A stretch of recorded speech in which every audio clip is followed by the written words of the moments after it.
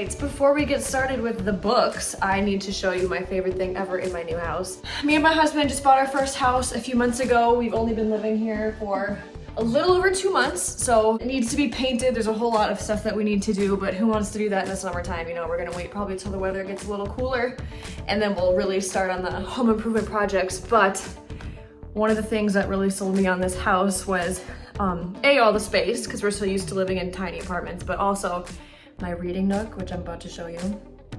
So like I said, we got a bunch of improvements we gotta do. We really need to paint. There he is. And we have this weird random open space. See, we need to paint really bad. In our hallway, and my father-in-law is a very talented carpenter, and I think if I begged him and told him I'd help him, he would put built-ins for me right here. But right now, we have these random floating shelves that were here when we moved in. And this isn't even all my books. This is about half. The other half are at my mom's house, but how fun would it be to have built-ins right here? But anyways, onto the reading nook. Here's our huge, massive bedroom that I'm obsessed with. But my favorite part of the house is this right here. It's the perfect size to put a big squishy leather recliner and a lamp, and this is where I spend all my time reading. The recliner is from my grandparents.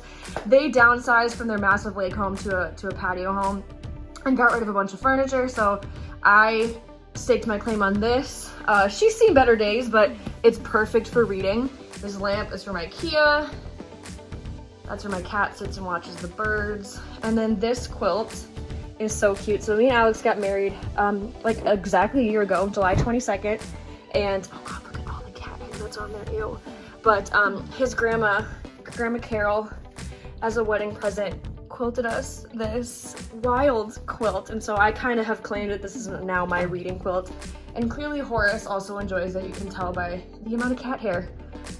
Horace loves his chair too. But anyway, how cute is that? I'm obsessed with my reading corner. I'm obsessed with my new house. So is Horace. Right, buddy? Yep. This is kind of just what I've been reading this summer. Hopefully a little bit of my TBR as well. And for summer, I mean books I've read in the past like 5 months. So a little bit from April, a little bit from May, up until what I've been reading right now. So a few months ago, I read Daisy Jones and the Six by Taylor Jenkins Reid. And I love Taylor Jenkins Reid. I'm reading her as we speak. And I just did not love that book. I actually gave it 2 stars. I thought it was boring. It was written in a really neat way. It's like a documentary is being filmed or something, and so all of the characters' dialogue is like line by line, like being interviewed kind of. So that was interesting, but overall I just thought the book was boring. Quick synopsis, I guess, what it's about. It's about a band. I think TJR was probably heavily inspired by Fleetwood Mac when she wrote this, because there's a lot of drama within the band and people being with other people, and I don't know, I didn't find it very entertaining. However, Amazon Prime made a show based off the book, and I think it was 10 episodes long, and there are so many good actors in it, like Suki Waterhouse is in it, Camila Morone is in it, Sam Claflin's in it, and I really enjoyed the show. I actually thought the show was better than the book. Then I read the Sundown Motel by Simone St. James. My friend Monica during quarantine got me into this author, and she writes mysteries that usually involve like ghosts, and I think that is so interesting and so cool. And this book is very much that. It's about a motel that's haunted, but there's a murder involved, and I gave it 3 stars. She's a fun author. I like her books. They're fun reads. Then I read one of my books off my shelf, The Last Time I Lied by Riley. I always say Sager, but I'm not sure if that's correct. This author for me is pretty hit or miss. The first book I ever read by him, I think, was called Home Before Dark or something like that. I've also read Final Girls by him. I've read, the one about the car. What's it called? I don't remember. But yeah, his books are pretty hit or miss. This was somewhere in the middle for me, also 3 stars. For me, 3 stars means the book was average, fine. I wasn't obsessed with it. I enjoyed it. That's about it. This takes place at a summer camp, so it's kind of giving Friday the 13th. And there was an unsolved disappearance of campers many, many years ago. And now the camp is reopening, and the main character is connected to that disappearance. And so she's trying to kind of figure out what happened all those years ago. So fun read, quick read. I do enjoy this author, usually. Then I read Station 11 by Emily St. John Mandel. I gave that one 3 stars. Looking back, I could probably even bump it up to 4 stars. It was really, really well written. Just like a genuinely good book, you know, to read. And it's about a post-global pandemic. This book was written in 2014. And thank God I didn't read this during like the height of the pandemic, because I would have panicked. Because in this world that the story takes place in, like 95% of people died or something. And so there's like no one left on Earth. And it's kind of like, what's that show with the zombies? The Walking Dead, where they all kind of form their own little communities. And this book follows around a troupe of musicians and actors who travel around in like a little caravan because they're trying to keep the arts alive. And I think that's very sweet. And they're all connected via like this one actor at the very beginning of the story, right when the pandemic is hitting. They're all connected to him somehow. And it was a really interesting book. And the end was hopeful, which I enjoyed. It wasn't like doom and gloom the entire time. And it was just really well written. There's also a show on based on this book, I believe on HBO, that I've been meaning to watch. But anyway, I enjoyed that book, but it was pretty dark and heavy. Then I read, and I've been meaning to read this for a long time, In the Dream House by Carmen Maria Machado. I gave that one 4 stars. It's a memoir about an abusive relationship she was in. And it was beautifully written, and it's short, and I couldn't put it down, and I finished it in like one sitting. And it's about an abusive relationship between her and her ex-girlfriend. And what's interesting is like, and I'm guilty of this, you don't consider abusive relationships really with same-sex couples, because usually it's a man abusing a woman. Usually, I'm not, not to be like, anyways. So it was interesting what she went through and how she dealt with it. It was really sad. But again, it had a hopeful ending, and it was so good. And I really, really liked it. Oh God, then I read Ugly Love by Colleen Hoover. This author, I can't. The first book I ever read by her was It Ends With Us, and I liked that book, and I'm not ashamed to say it. And I loved Verity. I gave Verity 5 stars. And every book I've read by her since has just been bad. I read November 9 quite a while ago. That one was awful.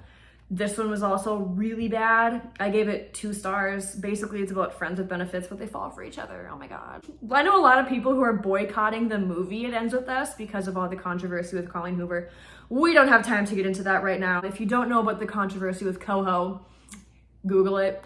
I don't know, I want to see the movie because I love Blake Lively. Then I listened to the audiobook of The Teacher by Freida McFadden. Gave it 3 stars. Typical Freida McFadden book, dark and twisty, lots of plot twists, big twist at the end that I didn't see coming, and I thought really made the book for me. The ending was wild. Oh my God, I feel bad about this one because it's one of my friend's cousins wrote it, and it was The Time I Got Drunk and Saved a Demon by Kimberly Lemming. So she's actually not really technically my friend. She's my sister's friend, but I've known her forever, so I kind of consider her a friend too. We were at my sister's bachelorette party. Well, actually, we were on our way, and we were sitting in the airport, and I was reading a book, and Hannah, Abby's friend / my friend, was like, "Oh, you like to read?" And I was like, "Oh my God, I love to read." And she's like, "Yeah, my cousin wrote a book or a couple books, and they're like actually really popular." And I was like, "No way, what's it called?" And she told me, and so I put it on my TBR, and I got it from the library. It was so bad. I think it's self-published. I gave it 1 star. It was so poorly written and extremely poorly edited, almost like it wasn't edited. It's one of 3 books. Honestly, the only good thing about this book was that it was short. I think a lot of people are just hopping on the fantasy bandwagon because it is so popular right now. This book was so bad. And it has a really high rating on Goodreads. And if other people liked it, awesome. If you liked it, if that is your thing, great. I'm so happy for you. I am not one of those people. Then I read Under the Whispering Door by TJ Klune. That one was a solid 4 stars. Really, really liked it. Klune is a queer author who writes the most touching stories. And he also wrote House on the Cerulean Sea, which I did a whole video about because I adored that book. And this one is just another really sweet love story, and the character's kind of grumpy. And that's one of my favorite tropes, is when the grumpy character like grows a heart, and that's kind of what this one is, and it was very sweet. This next book I read was called Sharks in the Time of Saviors by Kawai Strong Washburn. that was a 2-star read for me. It was really hard to get through, and I'll explain why in a second, but basically it follows a native Hawaiian family who is very poor, and they have 3 kids. It kind of follows the 3 kids into adulthood, and one of the kids, the son, has like these supernatural like healing powers, and he like doesn't really know what to do with them, and so he's trying to save people, but every time he can't save someone, it like ruins him. And it's told by different point of view, like every chapter is a different character, and there are some point of view chapters that are just so hard to get through, and I understand that was a stylistic choice by the author to make them speak the way they did, but it was hard to read and hard to get through. Then I listened to Never Lie by Freida McFadden. Solid 3 stars. It was very similar to me to Rock, Paper, Scissors, who I think was written by Alice Feeney, maybe. It's about a couple that gets stranded in a creepy old house during a snowstorm. I didn't think the twist was as good as The Teacher, but it was entertaining. Then I read another Simone St. James book, The Book of Cold Cases, another solid 3 stars, ghosts combined with murder, which is kind of her thing. And it was entertaining, I liked it.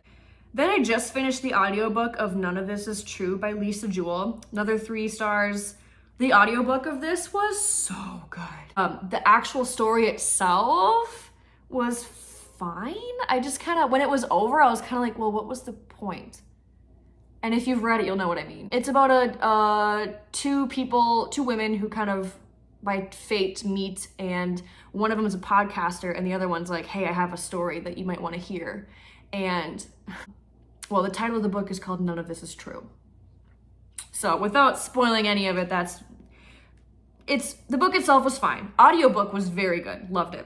And I just finished this yesterday. I'm so excited to finally be starting this series. And that is the Throne of Glass series by our queen of fantasy, Sarah J. Maas. I have read all of ACOTAR. I've read the first Crescent City book, and now I am starting Throne of Glass. Everyone I know who has read this series says it's the best by her. Better than ACOTAR, better than Crescent City. It is young adult, so it's a little more tame than the other books. This one is a little bit Hunger Game-y, in which, the thing about fantasy is these names, I don't know how to pronounce them. Selena Sardothian is picked to compete against a whole bunch of other people to be the king's assassin or something, and there's a little love triangle going on, and it was really enjoyable. I flew through it, and I can't wait to read the rest. As far as what I'm reading at the moment, we got Maybe in Another Life by Taylor Jenkins Reid. This is the one where it's like she's out partying with her friend and her former flame, and she could either go home with her friend or her former flame. And the book follows what could potentially happen in either scenario. And so far I like it a lot. I'm about halfway through. And I promised myself this year I was gonna read more nonfiction.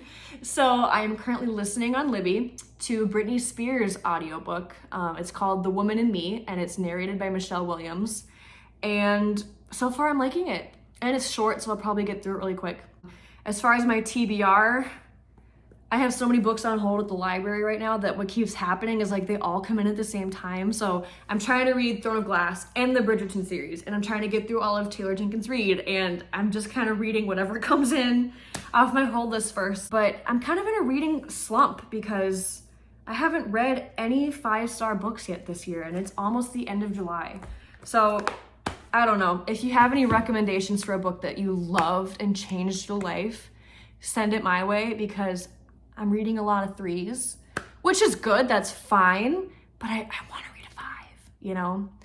So anyway, thanks for watching, and I will see you later.